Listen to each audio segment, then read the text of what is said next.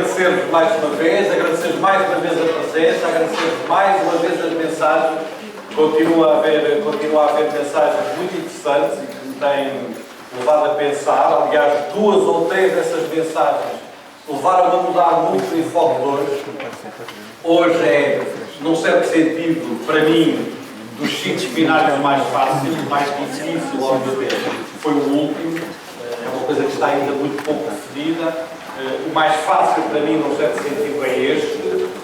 Mas, como este seminário, o último, fazia ligação com o primeiro, e agora o primeiro era a interrogação, a escola tem futuro, e agora fechar o futuro das universidades, eu percebi que um dos riscos do discurso sobre o futuro da escola, e eu acho que poderei ter caído também nesse risco, é uma espécie de um discurso mais ou menos idílico sobre o futuro. Não é? As tecnologias, apesar de eu ter feito o alerta que fiz, há sempre o risco quando traçamos um futuro, queremos traçar um futuro mais ou menos esperançoso do que vai ser e do que vai acontecer.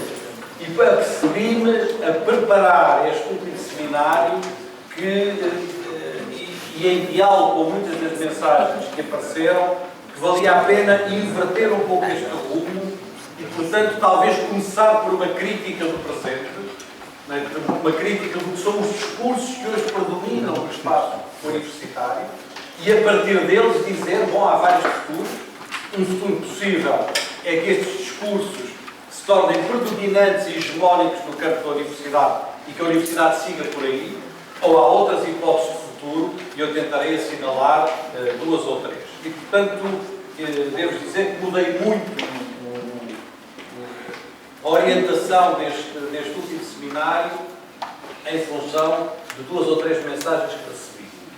Receio vivamente que tenha preparado coisas a mais e que tenha que saltar um pouco para não ir além das 7 horas e para termos ainda algum momento de diálogo. Se sentirem num determinado momento que isto está a acelerar um pouco, peço-vos desculpa, mas depois na eventual parte escrita tentarei ser mais claro. Isto está para aí com 27 ou 28 slides, que eu acho que é um exagero. Tudo que é para 1 hora, mais do que 15 ou 20 slides, começa a ficar tudo muito atafolhado e, portanto, eu peço-vos desculpa se isso vier a acontecer. Pode ser que eu tenha que saltar um ou outro, mas tentarei, sobretudo, tentar um argumento sobre o que é o presente das universidades e sobre o que podem ser perspectivas de futuro sobre elas. Como nas vezes anteriores quis dedicar este seminário em homenagem a uma pessoa, e no caso de hoje ao professor José Barata Moura, que na verdade foi uma das pessoas, talvez mesmo a pessoa que mais influenciou a minha maneira de pensar a universidade, portanto queria deixar este registro. No entanto, já depois de ter preparado esta apresentação, aconteceu um episódio dramático, eu não posso deixar de aqui o recordar, foi a morte do Rui Definé, e eu gostaria de deixar aqui também uma palavra de enorme saudade do Sr. Rui Definé, com quem tive muitos momentos, muitos diálogos, muitas conversas, e que exerceu aqui na vida de muitos de nós um papel importante nos diálogos que teve connosco, queria deixá-lo aqui. Vou, por isso, tentar, mais do que entrar de imediato no futuro das universidades, me perguntar o que é que está a acontecer às universidades. O que é que hoje, no ano 2016, nos está a acontecer. A começar por um conjunto de mudanças imensas, desde logo na massificação do ensino superior. E esta massificação do ensino superior, eu gostaria de deixar isso muito claro, não é apenas uma mudança quantitativa, não é apenas uma mudança de escala, traz em si mudanças na natureza, mudanças qualitativas sobre o que são as universidades. E aqui por universidades leiam instituições do ensino superior em geral, não faço nenhuma distinção sobre essa matéria nesta minha apresentação. Portanto, são mudanças que vão muito para além apenas de uma mudança de escala, de uma mudança quantitativa e que atingem o coração da universidade, que atingem o coração da maneira como nós pensamos a universidade. A universidade é hoje, ainda que o nome universidade se mantenha aos 800 ou 900 anos, não sabemos bem onde é que as universidades começaram, imaginando que começaram em 1088, na Universidade de Bolonha, já se mantém há mais de 900 anos, apesar de o nome se manter, em alguns casos. É verdade que a Universidade é hoje uma instituição muito diferente do que era há 30 ou 40 anos atrás. Há 30 ou 40 anos atrás, não é só em Portugal, em grande parte do mundo, a Universidade era uma instituição muito diferente do que é hoje. Portanto, nós mantemos o nome, mas a instituição mudou muito. Mudou certamente em muitos aspectos positivos, mas também em muitos aspectos negativos, e eu vou começar pelos aspectos negativos destas mudanças, para na segunda parte deste seminário vos poder trazer algumas mudanças que eu acho positivas. Desde logo estamos perante um universo, o universo universitário, passa a redundância, é um universo de uma enorme complexidade e poder. Estamos a falar de centenas de milhares de instituições. Estamos a falar de uma realidade, de uma complexidade imensa, de instituições que são fracamente ou fragilmente comparáveis umas com as outras, e de um universo, esse será um dos pontos críticos da minha apresentação, extraordinariamente competitivo. Competitivo, às vezes, no pior sentido do termo. Um universo que é hoje de uma complexidade, de uma competitividade imensa, e isso marca muito o que é a universidade, e isso não tem comparação com o que era a universidade há 40 ou 50 anos atrás. Quer dizer, há 40 ou 50 anos atrás, esta Universidade de Lisboa não tem comparação com o que é hoje, não é? Com todas as mudanças negativas, positivas, obviamente com a importância da democratização, mas hoje está submetida a uma complexidade, a um ambiente de competitividade em muitos domínios que marca grande parte da universidade. Recentemente houve um artigo, aqueles artigos que às vezes se escrevem numa página, mas que são muito elucidativos, um artigo muito interessante, publicado no The Economist, e que tinha este título, não é? The world is going to university, não é? O mundo está a ir para a universidade. As pessoas estão a ir para a universidade. E que tentava definir algumas orientações do que está a acontecer. Eu já daqui a pouco vou citar um parágrafo desse artigo, mas em que se explicava que dentro em breve haverá mais de 300 milhões de estudantes no ensino superior. Nós estamos a falar de uma coisa para daqui a 200 anos. Estamos a falar de uma coisa daqui a 10 anos, talvez. Em que por 2025 é provável que a população de estudantes do ensino superior ultrapasse os 300 milhões. E estamos a falar, por isso, de qualquer coisa à volta de 5% da população mundial. 5% da população mundial serão, dentre e poucos, estudantes do ensino superior. E não estamos a contar nestes 5% os funcionários, os professores, os investigadores e todo um conjunto de atividades que se geram à volta das universidades. Atividades de residência, atividades de lazer, atividades nas cidades, atividades de transportes, atividades de cafetarias, restaurantes, etc, etc. Porque se estivermos a falar disso, então provavelmente rapidamente atingiremos o valor de ordem dos 7 ou 8% da população mundial. Portanto, estamos a falar de muita gente, estamos a falar de um mundo que se está a transformar em universidade. Esta palavra do is going to university não tem apenas o sentido de ir para a universidade, tem o sentido de se transformar em universidade. E isso é uma coisa que é preciso compreender na pluralidade, na complexidade das consequências que isto tem sobre o espaço universitário.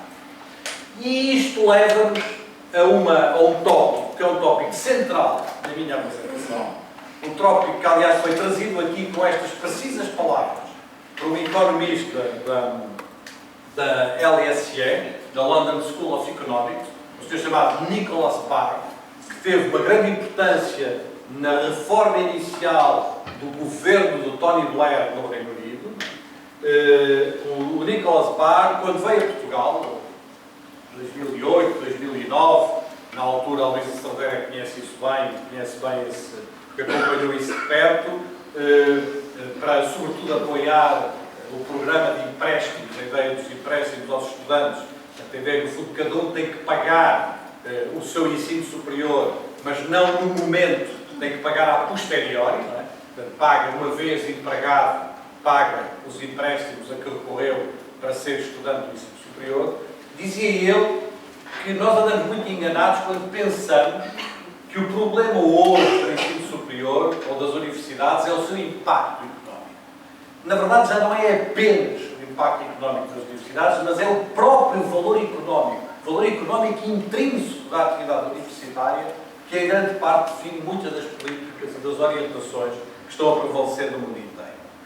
E, na verdade, se não percebermos isto, estas três linhas que estão ali a vermelho, já não se trata de sublinhar apenas, entre aspas, o impacto económico das universidades, mas de compreendermos o seu próprio valor económico nas sociedades do século XXI, eu acho que nós não percebemos nada do que nos está a acontecer, do que nos está a acontecer como estudantes, do que nos está a acontecer como investigadores, do que nos está a acontecer como professores.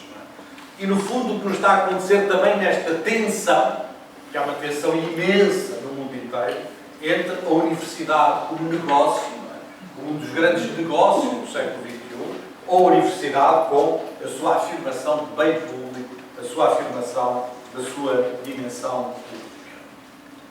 Eu não quero fazer um discurso dicotómico e muito menos fazer um discurso a preto e branco, não quero fazer um discurso dos maus da fita e dos bons da fita. É muito fácil fazer isso e, em certos momentos, a minha apresentação vai poder parecer um pouco isso, mas eu não posso deixar de marcar as minhas posições e de assumir as minhas orientações.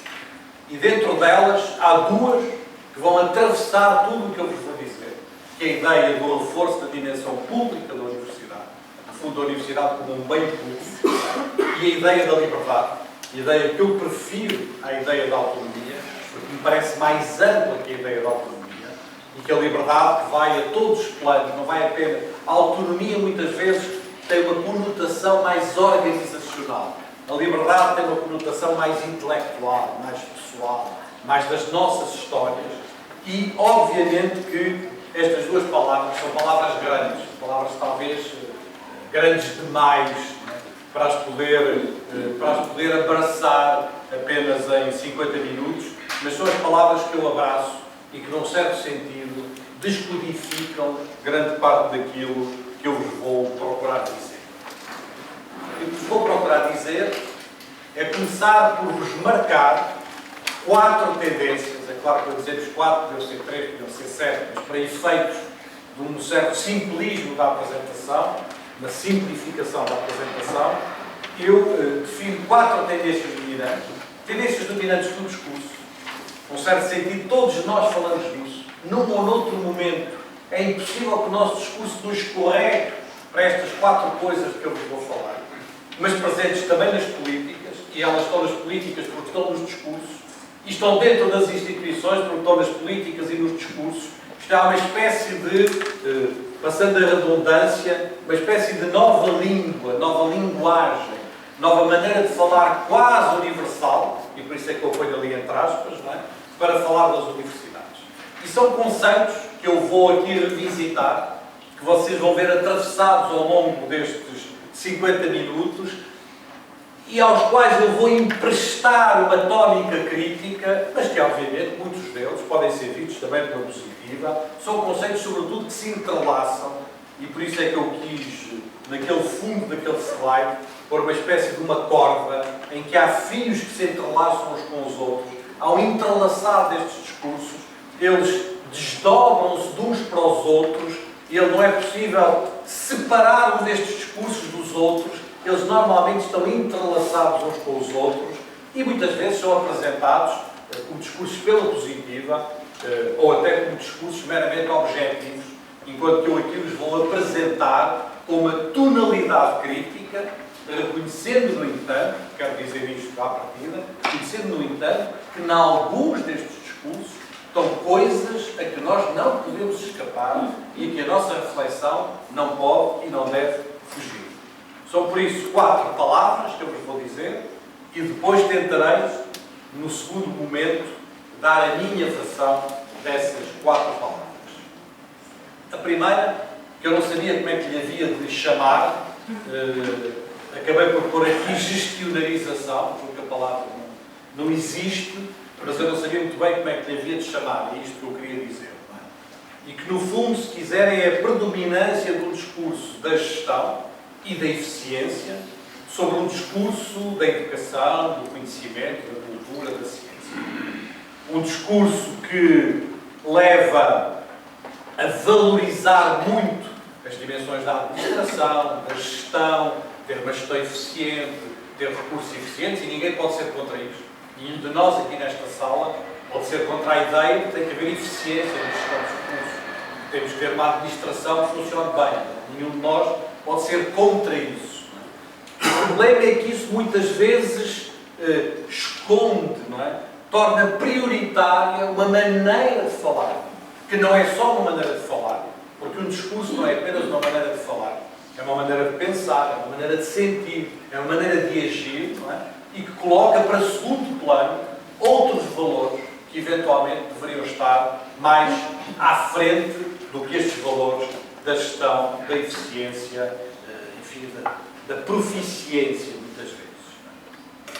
Isto leva as universidades a terem uma tendência forte para adotar modelos empresariais de gestão e para, de algum modo, idealizarem, muitas vezes de forma, há um certo mito, uma certa mistificação do que são os modelos empresariais de gestão, que serão, na nossa cabeça, melhores, mais eficientes, mais capazes, etc.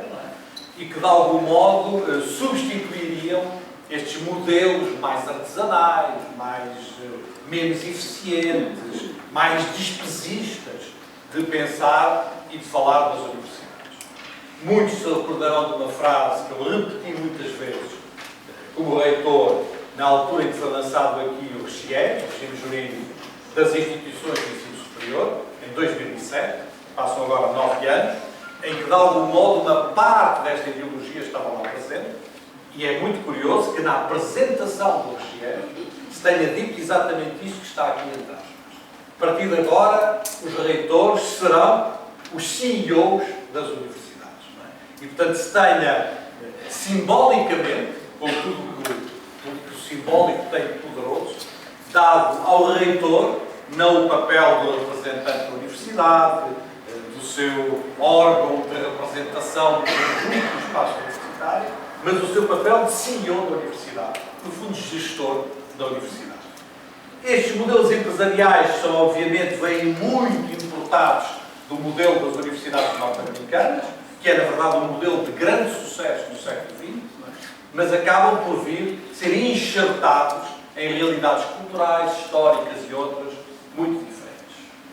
E, obviamente, a partir desta reflexão, quem estiver ciente da importância disto, de adotar estes modelos empresariais de gestão, inevitavelmente, tenta migrar, tenta levar a sua universidade para modelos híbridos, como forma de tentar escapar a esta burocratização crescente das instituições, esta dependência, esta governamentalização das instituições, e daí, por exemplo, no caso português, não é assim noutros casos, mas no caso português, se ter adotado este regime das fundações públicas de direito privado, que não pode haver frase mais híbrida do que esta. São fundações públicas, mas são de direito privado. São públicas ou são privadas? Bom, ninguém sabe. As segundas, quartas e sextas são públicas, as terças, quintas e sábados são privadas, e, portanto, ninguém sabe. E o objetivo é mesmo que ninguém saiba. É esse mesmo objetivo. É que se crie uma criatura, não é? Uma espécie de um OVNI, não é? De um objeto não identificado, de um objeto universitário não identificado, para permitir, obviamente, esta importação para dentro das universidades de um conjunto de modelos. Grande parte disto veio, obviamente, de modelos anglo-saxónicos e, sobretudo, dos Estados norte-americanos, mas, como vos digo, com raízes históricas e contextuais, já lá voltarei, muito diferentes das universidades norte-americanas. Em cima da gestionarização, palavra que eu sei que não existe, mas que vocês percebem o que é que eu estou a querer dizer, há uma mercantilização. Eu hesitei muito na palavra. Há quem fale em mercantilização, há quem fale em mercadorização. Na verdade, nenhuma nem outra palavra traduzem bem o sentido da palavra inglesa, não é? E a palavra inglesa, como vocês sabem, é commodification. não é? De commodity, não é? Commodification tem, apesar de tudo, um outro sentido que não é bem traduzido nem em mercantilização, nem em mercadorização e talvez ainda muito menos na ideia de comercialização. Portanto, eu andei aqui à procura das palavras, acabei por me render à palavra mercantilização, porque é talvez aquela menos má de todas estas. E que não tem a ver necessariamente, eu gostava de fazer este ponto na minha explicação, que não tem a ver necessariamente com questões de privatização. Pode ter a ver com privatização, mas não tem necessariamente a ver com isso. Isto é, pode haver um processo de mercantilização no interior de uma universidade pública, não é? E é disso, mais do que de outra coisa, que eu quero falar. Não quero tanto falar da privatização das instituições, quero falar da sua mercantilização, mesmo quando são instituições públicas ou universidades públicas. E aqui, evidentemente, prevalece aquela ideia que o Nicolas Barr, que eu aqui trouxe, de interesses económicos fortíssimos, não é? E também uma questão mais pragmática, que é a necessidade de assegurar o financiamento das instituições. E a necessidade de assegurar o financiamento das instituições não é uma coisa pequena, não é um debate pequeno, é um imenso debate. Porque uma coisa é assegurar o financiamento das instituições de ensino superior quando há 50 mil estudantes, outra coisa é assegurar isso quando há 300 mil estudantes. Não é a mesma coisa. Não estamos a falar, portanto, temos o processo de massificação, e por isso é que eu comecei por aí, traz também consequências graves e importantes nesta reflexão. Claro que podemos resolver o problema de maneira fácil. E sem crítica aos nossos amigos brasileiros aqui presentes, não é? No fundo, no Brasil, o assunto é resolvido de maneira muito fácil. E como é que isso é resolvido? É resolvido de maneira seguinte. As universidades públicas acomodam 20% dos estudantes, esses 20% não pagam propinas no sentido português. Já chega para vermos a televisão. 20% dos estudantes não pagam propinas, não é? E 80% desenrascam-se nas universidades privadas e pagam o que tiverem que pagar. Portanto, assim resolve-se facilmente. Agora, quando queremos ter, no caso português, 90, ou 91, ou 92% dos estudantes na universidade pública, é evidente que o problema aí ganha outra dimensão. Ganha outra dimensão em muitos planos. E é muito interessante, no tal artigo do The Economist, é uma página, é um artigo, vale a pena vocês verem o artigo, é um artigo de uma página, o título do artigo, se puserem na net, é este que eu aqui vos disse, The World is Going to University, se refere justamente a esta questão, que parece uma questão óbvia, mas que vale a pena, sinteticamente, aqui referir. Que há, basicamente, é uma hipersimplificação, dois grandes modelos para satisfazer esta procura. Para satisfazer esta procura de educação. Um é o modelo continental, baseado essencialmente no financiamento do Estado e no qual a maior parte das instituições tem recursos relativamente idênticos e até um estatuto relativamente idêntico. Não é? Claro que isso é levado quase ao limite dentro de um país como a Holanda, onde de facto há uma grande paridade entre as instituições. Noutros países não é bem assim, mas há, apesar de tudo, um estatuto idêntico. O outro modelo é mais baseado nas leis do mercado, é o modelo americano, em que há uma mistura de financiamentos privados e de financiamentos públicos, não é? Com grandes instituições, brilhantes instituições financiadas de forma hiperbólica, não é? Instituições como Harvard têm mais dinheiro por ano do que a totalidade das universidades portuguesas, não é? Tem mais dinheiro, tem muito mais dinheiro por ano do que a totalidade das universidades portuguesas, sendo uma universidade de 14 mil estudantes, portanto, sendo uma pequena universidade, do tamanho da Universidade de Aveiro, não é? Ou da Universidade, enfim, mais pequena que a Universidade do Minho, tem mais 5 vezes o dinheiro que têm as universidades portuguesas todas, é de top, no cimo, e ao mesmo tempo uma imensidão de instituições na base, não é? Que são pobres instituições e que são instituições com um estatuto muito reduzido. Portanto, há uma enorme diferença entre as instituições, o seu prestígio, o seu financiamento, etc. Dizem eles que o mundo está a mover-se na direção americana. Está a mover-se no sentido da American Direction. E que mais universidades em mais países estão a obrigar os estudantes a pagarem tuition fees, a pagarem propinas. E que os políticos vêm a compreender que a chamada economia do conhecimento requer instituições de topo, requer também recursos públicos que sejam focados em algumas poucas, ou na few privileged instituições, em algumas poucas instituições, e na necessidade de criar universidades de nível mundial é cada vez mais forte, deixando o resto do sistema, em grande parte, residual.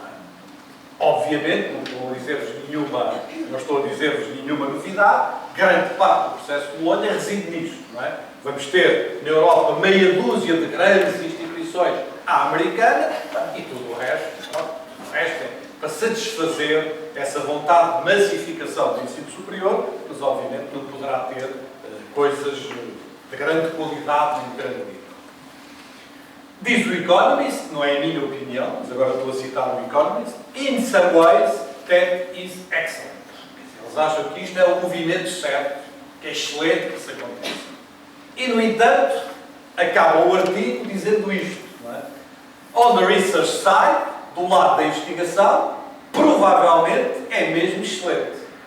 Mas no lado educacional, aí o retrato é menos claro. Isto é, as consequências do ponto de vista da investigação são certamente excelentes, as consequências do ponto de vista da educação, da formação, da cultura, aí não temos a certeza que seja uma coisa tão óbvia e tão positiva. Em cima disto, eu tinha 3 ou 4 coisas para vos dizer sobre isso, mas manifestamente este é o slide que vai ficar completamente incompleto e imperfeito. Em cima disto, há obviamente um enorme negócio, que é o negócio da internacionalização e dos chamados estudantes internacionais. Países como os Estados Unidos, ou o Reino Unido, ou a Austrália, não sobreviveriam se não tivessem estudantes internacionais. Os estudantes internacionais são para eles hoje uma fonte central para a sobrevivência das instituições. E obviamente países como a China, a Índia ou o Brasil satisfazem essas necessidades de financiamento das grandes universidades dos Estados Unidos, do Reino Unido ou da Austrália. E, portanto, há aqui um grande negócio em torno da internacionalização, palavra que nós temos sempre tendência, na nossa generosidade humanista, a acolher de forma muito positiva. A internacionalização é fantástica, não é? Mas por trás da internacionalização hoje há um enorme negócio. Por exemplo, o sistema universitário australiano, 40% do financiamento vem dos estudantes internacionais, sobretudo dos estudantes chineses.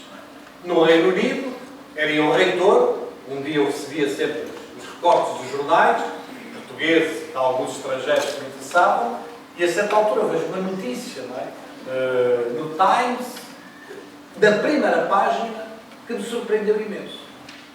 E a notícia era que os reitores das universidades do Reino Unido, umas públicas, outras privadas, se tinham reunido, eles que não têm conselho de reitores, não têm a estrutura do conselho de reitores, se tinham reunido e tinham feito uma declaração muito preocupados com declarações do primeiro-ministro inglês sobre as relações diplomáticas com a China, etc.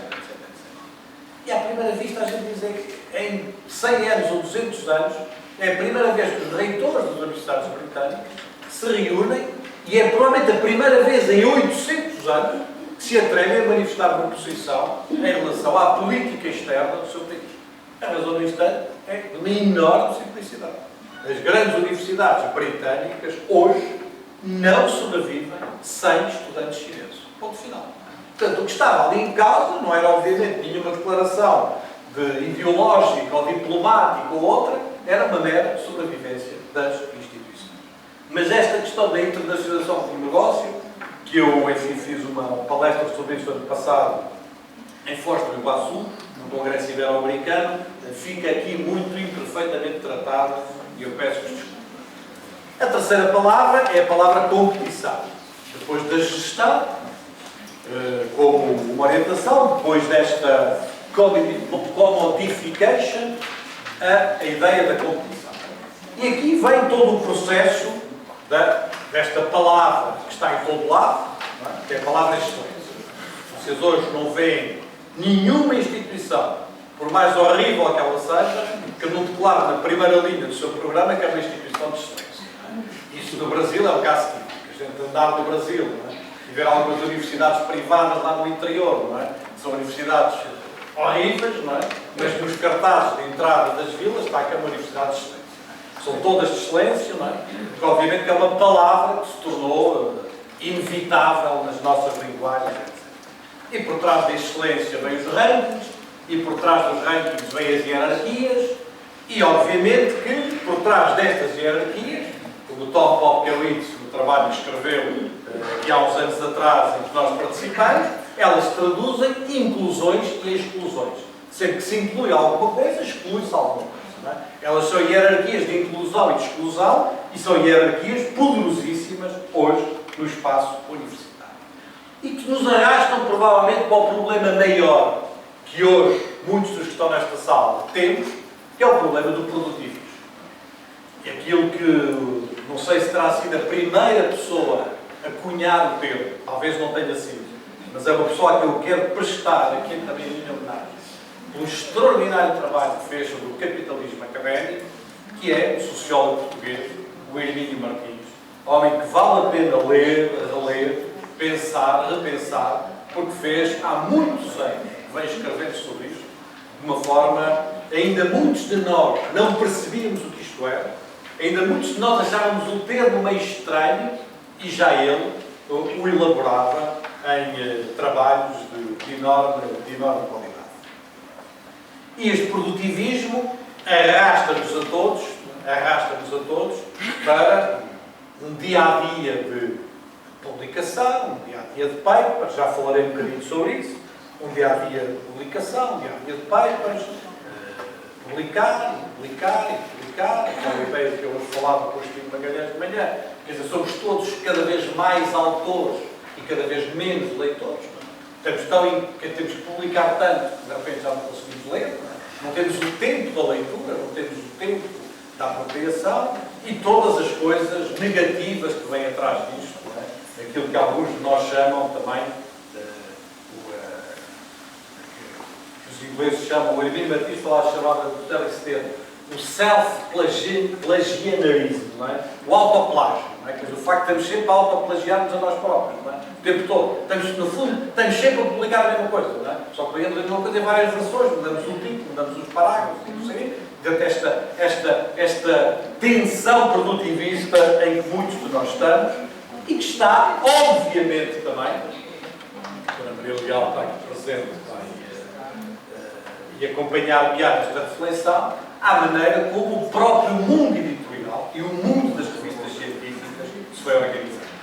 Recordam-se que eu aqui, na semana anterior, quando falei do espaço público do conhecimento, falei da necessidade também de uma luta pelo acesso livre, uma luta pelo open access, uma luta pelo acesso a um conhecimento que todos nós produzimos.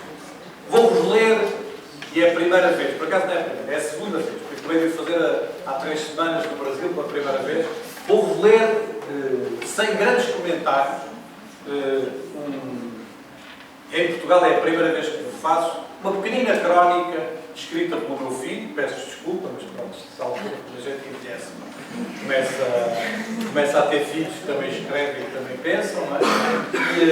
Sobre esse tema, e vou fazê-lo praticamente sem comentários, porque eu acho que a citação é longa e ela traduz muito do que eu teria para vos dizer. E o artigo que o André escreve é um artigo que ele escreve, de algum modo, em homenagem a este senhor e a esta senhora, que muitos conhecem aqui, obviamente, são os personagens importantes da nossa vida dos últimos anos. Por um lado, o Harold Swartz, o miúdo do MIT que se suicidou aos 27 anos e que se suicidou porque tinha encontrado uma forma de replicar os artigos que as revistas, que as grandes editoras científicas reservavam e punham em embargo, etc., e punham-se em livre acesso, não é?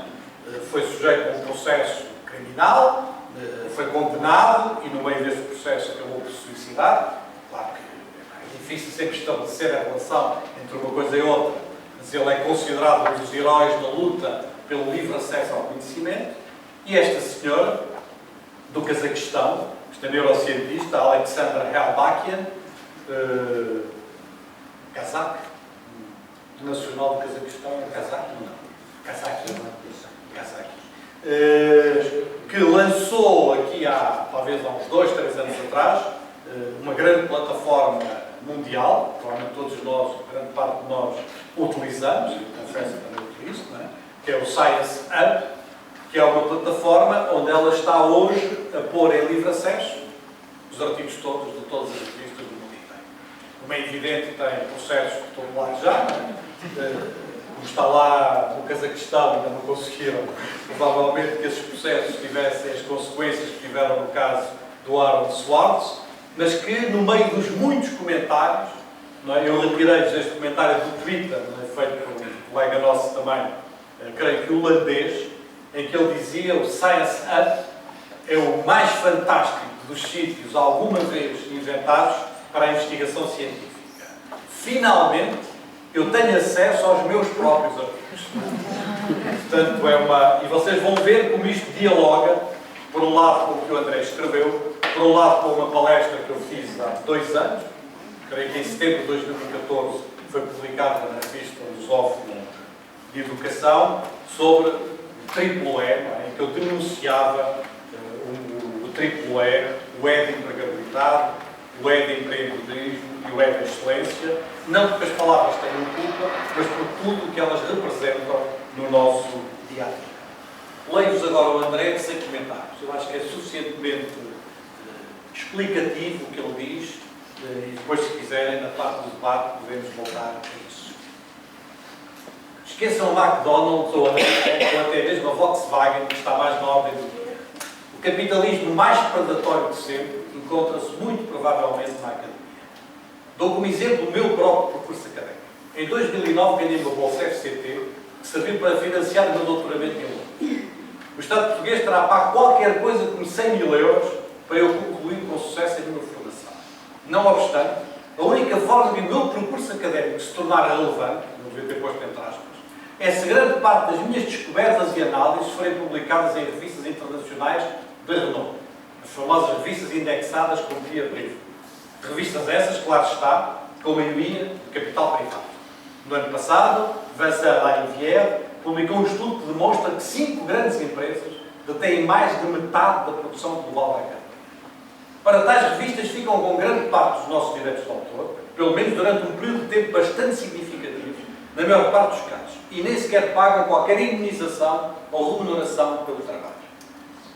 Eu tenho artigos online da minha autoria, cujo acesso custa mais de $35, sem eu ter alguma vez recebido um único centavo. A obscenidade chega a ser tão grande que existem revistas com uma política dita de open access, que mais não é de permitir ao autor, sim, permitir ao autor, que pague verbas a rondar os 1000 euros, caso deseje que o seu trabalho esteja disponível para todos.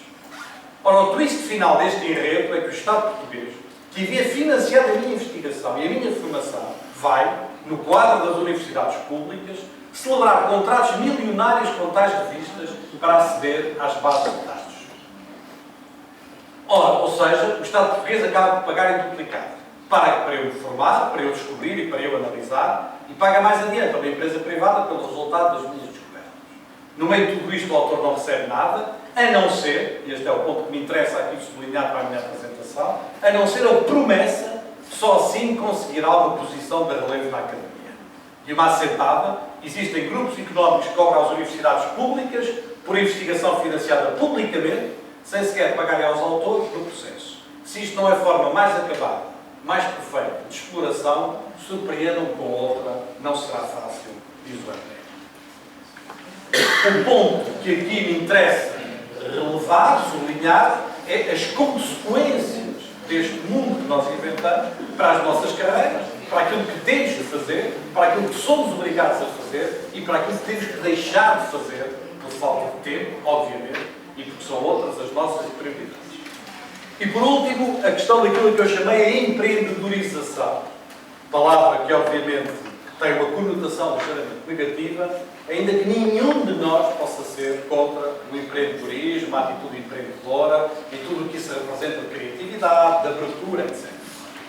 Mas que levou, desde logo, a que na academia se valorizassem predominantemente as chamadas disciplinas úteis, seja lá o que é que isto quer dizer. Mas que teve como consequência primeira este célebre acrónimo do STEM, que, acrónimo, como vocês sabem, significa Science, Technology, Engineering and Mathematics, Ciência, Tecnologia, Engenharia e Matemática, sendo que a única coisa que os Estados consideram que deve ser financiada é o que está dentro do STEM. Tudo o resto é por conta própria. Foi assim que aconteceu na forma do ensino superior britânico e é assim que está a acontecer em vários países do mundo. Não sei se é espanto para alguns ou não, mas aqui fica o meu espanto, incluindo a China. Sim, incluindo a República Popular da China. Isto é, o Estado considera que estas disciplinas são úteis para o seu futuro, são úteis do ponto de vista económico e, portanto, financia os estudos de quem quiser frequentar algumas destas disciplinas. Quem quiser frequentar qualquer outra coisa, fala por conta própria. Pagará os seus estudos, o Estado não tem nada a ver com isso. E, portanto, a ideia do empreendedorismo, muito ligada à ideia da transferência de tecnologia, levou, em grande parte, a esta valorização das chamadas disciplinas úteis. E, ao mesmo tempo, há valorização, obviamente, de tudo o que é comercializado. Tudo o que é transportável para além da economia. Tudo o que tem a ver com patentes, tudo o que tem a ver com startups, tudo o que tem a ver com spin-offs, tudo o que pode, de algum modo, trazer rentabilidade para o espaço universitário, deixando de fora tudo o resto. Estamos, de novo, numa lógica de inclusão e de exclusão. Muitas vezes as pessoas dizem, não, nós estamos a valorizar isto, não estamos a excluir o resto. Mas, obviamente, quando está a incluir uma determinada coisa, está, obviamente, no discurso, na política, na vida das instituições, a excluir tudo o resto, ou pelo menos a dar-lhe um estatuto e um papel relativamente secundário. No fundo, de forma excessivamente rápida, eu não sei como é que vou conseguir fazer o apontamento final, mas vou tentar. De forma excessivamente rápida, a pergunta é por este entrelaçar de discursos, de políticas, de linguagens, de orientações, entre a valorização da gestão, a valorização da commodification, a valorização da competição, que é uma coisa que é muito passada por muita gente, um mundo competitivo, um mundo onde as pessoas avançam mais, onde as pessoas conseguem ir mais longe, pelo empreendedorismo e por tudo o que é isto, é deste entrelaçar destes discursos que se faz do futuro das universidades. Eu acho que pode ser que seja este o futuro das universidades. Isto é, nada nos diz que o futuro das universidades não passa por aqui, ainda que esse não seja o futuro que eu quero. Não é? Mas mesmo não sendo o futuro que eu quero, o que se nota nos últimos anos é que este entrelaçar destes discursos está cada vez a tomar mais força no espaço universitário. Em todo o mundo. Eu acho que se quiserem um exemplo, o exemplo onde isso se vê melhor é o exemplo é o exemplo da China. Porque o que acontece nos Estados Unidos é que estes discursos estão lá há 150 anos. Portanto, eles estão lá de uma forma muito sutil e de uma forma em que eles existem legitimando-se por muitas outras coisas. Legitimando-se, a Universidade de Wisconsin, para ser o que é, precisa dar espaço ao Michael Apple, precisa dar espaço ao Thomas Popkewitz, precisa dar espaço a muita gente, não é? Para poder depois fazer as outras coisas que têm a ver com este entrelaçar destes discursos. Na China, aquilo é ao primeiro nível. Vocês veem aquilo, parece que estão a ver a realidade concentrada e caricaturada, num certo sentido, e, portanto, é muito provável que passe por aqui. Está a acontecer na China, está a acontecer na Austrália, está a acontecer na Índia, está a acontecer em alguns países do norte da Europa, está a acontecer em muitos lugares, e pode ser que seja esta a narrativa vencedora do futuro das universidades. Gostava que não fosse, e gostava que a narrativa que eu aqui defini como a narrativa do público e da liberdade fosse uma narrativa à qual nós voltássemos e que eu vou tentar definir de forma excessivamente breve, por contraponto com estas 4 palavras. E o primeiro contraponto é, evidentemente, o contraponto de uma vivência democrática e participada das instituições. De uma vivência de envolvimento das pessoas no espaço das instituições, que é um espaço central da sua vida enquanto estudantes, que é um espaço central da sua vida enquanto funcionário, enquanto professor, e a capacidade de pensarmos a universidade nessa vivência democrática. E eu não oponho, porque nunca opus a questão da qualidade da gestão à questão da participação. O que eu digo é que é possível ter essa vivência democrática e, ao mesmo tempo, sermos capazes de gerir bem, de governar bem as nossas instituições. A maior participação é, para mim, um elemento de maior qualidade do governo e da gestão das instituições e não é uma complicação. Infelizmente, para os discursantes da gestão, a participação é sempre um problema. É um obstáculo, é uma chatice, é uma dificuldade, é um problema.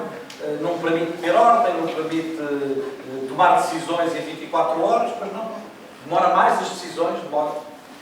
Precisamos de outro tempo, Não conseguimos gerir as instituições numa urgência, não conseguimos. Mas tem qualidades para o futuro das universidades e das sociedades que são de grande relevância, na minha opinião. Obviamente que a mercantilização, eu gostaria de opor sempre, em todos os momentos, à afirmação pública da universidade. Aquilo a que nós aqui, no meu tempo de reitor, chamamos durante muito tempo a universidade, não sei, a universidade da cidade, a universidade da polis, a universidade da responsabilidade social, a universidade que sabe que em Lisboa há 140 mil estudantes do ensino superior para uma população de 600 mil habitantes. Isto é, ainda que nem todos os estudantes do ensino superior vivam em Lisboa, o que é facto é que um quarto da população de Lisboa, da população que cá trabalha, que cá estuda, que por cá passa, são estudantes do ensino superior. É muita coisa para que nós não tenhamos uma enorme responsabilidade sobre os transportes, sobre a habitação, sobre as energias, sobre o consumo, sobre a qualidade de vida, sobre a cultura da cidade, sobre o urbanismo. Não podemos ignorar essa nossa enorme responsabilidade, que é uma responsabilidade essencialmente pública, em vez de cair nesta euforia de uma permanente mercantilização do nosso espaço universitário. E depois, vocês vão me perdoar uns minutinhos mais, porque estes dois últimos pontos eu queria elaborá-los ligeiramente mais, a necessidade de passarmos de uma lógica de competição à reconstituição de um sentido de ensino, de educação, de ciência e de investigação na universidade. E sobre isso, eu propositadamente trouxe-vos 2 ou 3 exemplos que propositadamente cruzam as grandes universidades.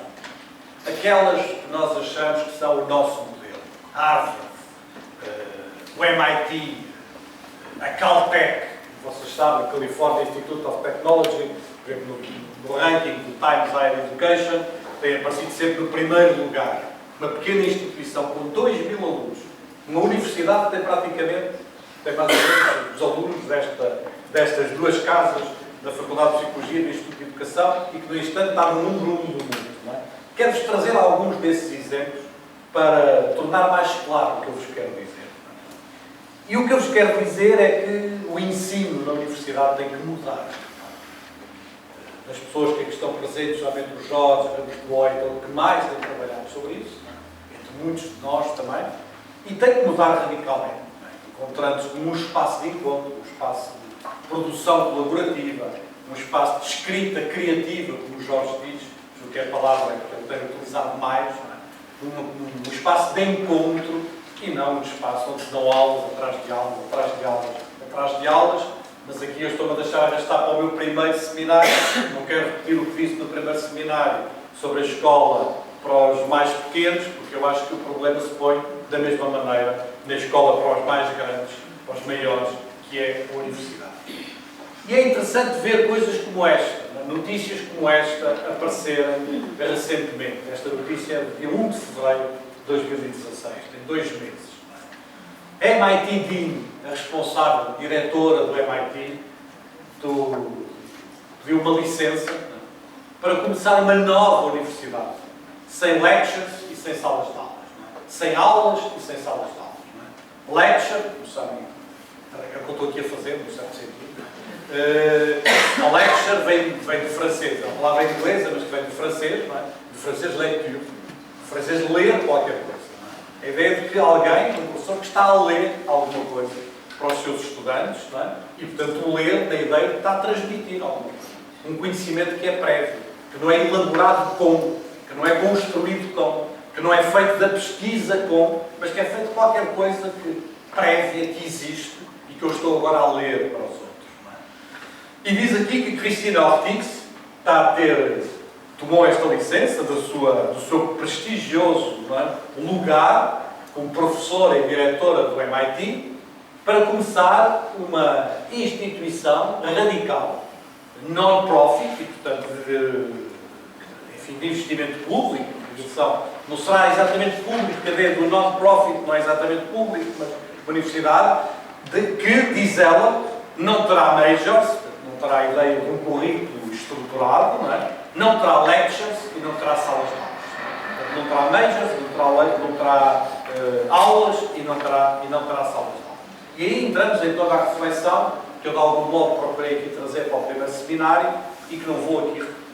Mas há muitos outros movimentos do mesmo tipo em todo o mundo. Por exemplo, este senhor, Stephen Gosling, com o qual eu me identifico pouco, não é a pessoa com que eu me identifico, nem nas suas dimensões ideológicas, nem sequer no projeto que ele está a fazer, mas que vale a pena aqui trazer, que é um neurocientista de Harvard, que esteve em Stanford, que voltou a Harvard, e que agora saiu da Universidade de Harvard, porque diz ele, as lectures, as aulas, são muito efetivas do ponto de vista do custo, podemos estar a falar para 500 alunos ou para 1000 alunos, não é? Portanto, elas são muito efetivas, mas elas são pedagogicamente unsound.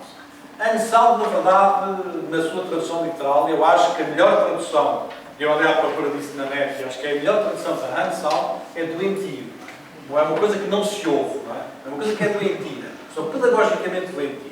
São uma grande maneira, diz ele, de ensinar, mas são uma horrível maneira de aprender. E ele saiu de Harvard e saiu de Stanford para fazer o projeto, que ele deu o nome de Projeto Minerva, nome que, aliás, tem história em Portugal, não é? E que ele diz, eu não sei se isto é uma universidade, não sei se lhe vou dar um nome de universidade, para já chamo-lhe apenas projeto, sei que quero formar pessoas de nível superior, mas não quero formar com aulas, nem com sala de aulas, nem com essas estruturas que vêm do passado. Quero, e sim, que o Minerva ofereça uma experiência, e é muito interessante a utilização do conceito de experiência que ele traz aqui, que permita a cada um viver múltiplas vidas, que permita viver várias coisas durante o espaço universitário, e aprender várias coisas, e não apenas uma determinada especialidade, uma determinada concentration, uma determinada especialidade, mas, sobretudo, a maneira de pensar, a maneira de nos relacionarmos com o conhecimento, a maneira de podermos ir mais longe. E daqui vos poderia dizer também as últimas palavras, não vou aqui ter tempo de citar, da reitora da Harvard, de Drew Foster, que insiste muito que o ensino é central na Universidade de Harvard. E insiste bastante que não há progressão na carreira dentro da Universidade de Harvard sem analisar intensamente o que é que cada um daqueles professores fez do ponto de vista do ensino, do ponto de vista da orientação dos seus estudantes, do ponto de vista pedagógico, e não apenas esse produtivismo mais ou menos cego que nos vem atingindo em todo o mundo e que, obviamente, valoriza apenas uma dimensão do nosso trabalho e deixa na total escuridão, na total obscuridade, grande parte do nosso trabalho. A Drew Foster faz um discurso em que ela diz: o ensino está no coração daquilo que fazemos em Harvard, e no dia em que o ensino deixar de estar no coração daquilo que fazemos em Harvard, Harvard deixa de ter sentido. E continua o seu discurso dizendo: muita gente diz que os estudantes de todo o mundo querem vir para Harvard para ter contacto com os grandes gênios, os grandes cientistas do mundo inteiro, com os prémios Nobel, etc. E diz ela: não, enganaram-se.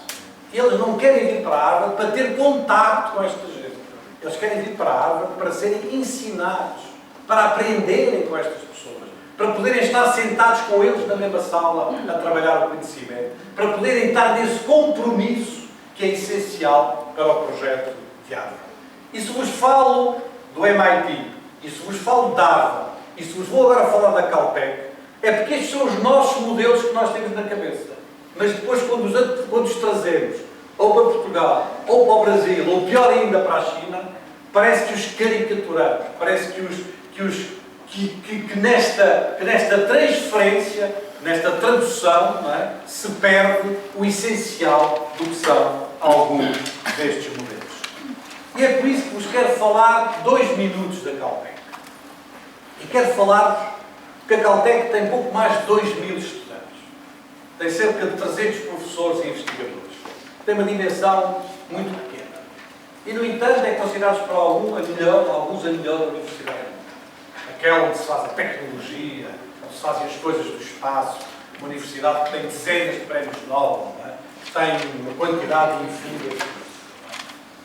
E quando é perguntado aos responsáveis da Caltech qual é o segredo daquela universidade, eles dizem coisas como estas que eu vos vou agora repetir. Todos ouvimos a ideia do P&P, do ou publicas ou morres, não é? Publish or perish, não é?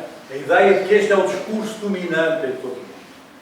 Mas aqui na Caltech nós investimos nas novas gerações e dizemos: ok, assumam riscos, façam coisas diferentes, não se deixem asfixiar por esse mantra, não é, do P&P. É muito mais importante dizermos de fazer qualquer coisa nova, qualquer coisa que é nova, qualquer coisa que é diferente, do que apenas crank out the papers, não é? Publicar papers atrás de papers atrás de papers, muitas vezes sem nenhuma novidade para quem os publica, sem nenhuma novidade para quem os lê, sem nenhuma novidade e sem nenhum sentido para ninguém. Não, aqui na Caltech não é apenas o que conta, não são apenas os números, ou os fatores de impacto, ou os índices de citação. Aqui o que nós procuramos é olhar para além disso. E olhar para aquilo que é novo e que é verdadeiramente diferente. E dizem eles, é isto que faz o nosso segredo. E não muito do que as pessoas pensam da nossa ligação ao mercado, da nossa ligação à tecnologia, de um espírito focado noutras coisas. E é por isso, e eu vou continuar com a Caltech, que eu, à empreendedorização, gostaria de dar à universidade no sentido uno. Uno não no sentido de unificado e muito menos de homogéneo. Uno no sentido de inteiro, no sentido da diversidade da universidade. O primeiro reitor da Universidade de Lisboa, a seguir ao 25 de Abril, o professor Barona Fernandes, utilizava muito um conceito que não é dele, que é o conceito do Clark Kerr, que era o conceito de multidiversidade. Digamos, para retirar à universidade essa ideia do uni, essa ideia do uni e do universal unificador. E ele dizia que a universidade tem que ser uma multidiversidade. Mas tem que ser uma multidiversidade na dimensão da inteireza daquilo que nos traz para dentro de uma universidade. E eu sou agora 2 citações mais sobre a Caltech, que são citações com as quais vou praticamente terminar este seminário. Vou gastar mais 10 minutos que os outros, peço desculpa a todos, mas tinha coisas a mais para dizer, se calhar. A dimensão da Caltech, 2.000 alunos, 300 professores, obriga a que o trabalho dos nossos professores e investigadores seja feito across traditional disciplinary boundaries, que seja feito para além das fronteiras disciplinares tradicionais, porque só assim podemos sobreviver. Não podemos sobreviver de outra maneira. Não é?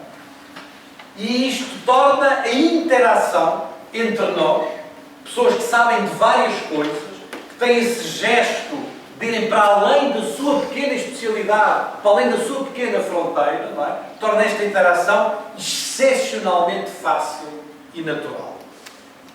Enquanto que isto, ainda que isto possa parecer um clichê, uma coisa vulgar, na Caltech, as mais estimulantes ideias interdisciplinares são verdadeiramente construídas, nascem à volta de uma taça de café, à volta de uma chávena de café, no café do campus, não é? Entre membros diferentes da faculdade. E esse é provavelmente o espaço mais estimulante da Caltech. Não é nenhum laboratório de topo, não é um laboratório de tecnologia onde se gastam milhões e milhões, é aquele lugar onde podemos, em definitivo, conversar, onde podemos entrar numa conversa com alguém sobre temas muito diferentes. E eu sou sobre o empreendedorismo o que dizem os diretores da Caltech também sobre esta maneira. Ninguém vem para a Caltech dizendo eu quero formar uma nova companhia, uma nova empresa. As pessoas vêm para aqui porque querem usufruir de um ambiente aberto, de um grande ambiente aberto, interdisciplinar, porque querem fazer trabalho fundamental nas suas áreas. E se por acaso acontece haver algumas descobertas, algumas consequências deste trabalho fundamental, então a comercialização é um efeito colateral, é um efeito adicional, mas não foi sobre ele que nós centramos a nossa atenção. Ele resulta de investimentos que vêm de outra ordem e não porque fomos para a Caltech dizendo eu vou querer fazer uma startup ou uma spin-off ou uma outra coisa qualquer. Eles resultam, eles são consequência deste investimento intelectual, científico de outra ordem. No fundo, e estou mesmo a terminar, não é nada que o Michel Serres, que eu trago aqui outra vez, não nos tenha dito nesta provocação, quando ele diz todas as universidades hoje estão organizadas na separação entre as ciências e as letras. Tomem isto como uma metáfora. Ciências como metáfora e letras como metáfora. É necessário pôr fim, diz ele, à formação contínua, permanente, de duas populações de imbecis. Os instruídos incultos e os cultos ignorantes. Isto é, os cientistas que não querem saber nada da cultura geral, nem das humanidades, nem das artes, e tantos são, mas também os outros, os letrados, que olham para a química, ou para a física, ou para a matemática, ou para a astrofísica, como uma coisa horrível, monstruosa, e sem nenhum interesse. Enquanto continuarmos, diz o Michel Serres, a formar instruídos incultos e cultos ignorantes, as universidades provavelmente terão dificuldade em encontrar o seu espaço de futuro. O que é que vai ser o futuro? É o tempo que vai dizer. Mas uma coisa sabemos, é que só há futuro se houver presente. E sabemos também que antes do futuro há um presente, o nosso presente. E que é neste nosso presente que temos que ter uma consciência crítica sobre as universidades, uma consciência crítica sobre o que nos está a acontecer, com todas as consequências no governo das universidades, nas orientações das universidades, no financiamento, na participação, nas nossas carreiras universitárias, na maneira como trabalhamos, na maneira como publicamos, no que é a nossa relação com os estudantes. E se não tivermos essa consciência, provavelmente não conseguiremos construir um futuro diferente do que aquele, que este entrelaçamento destes quatro discursos, que é tão forte nos dias de hoje, que é tão hegemónico em tantas maneiras de pensar a universidade, nos parece apontar. Não é este o futuro que eu quero um outro, mas para isso, construir um outro futuro vai dar muito trabalho, vai nos dar a todos muito trabalho, e é para isso também que aqui estamos. Muito obrigado.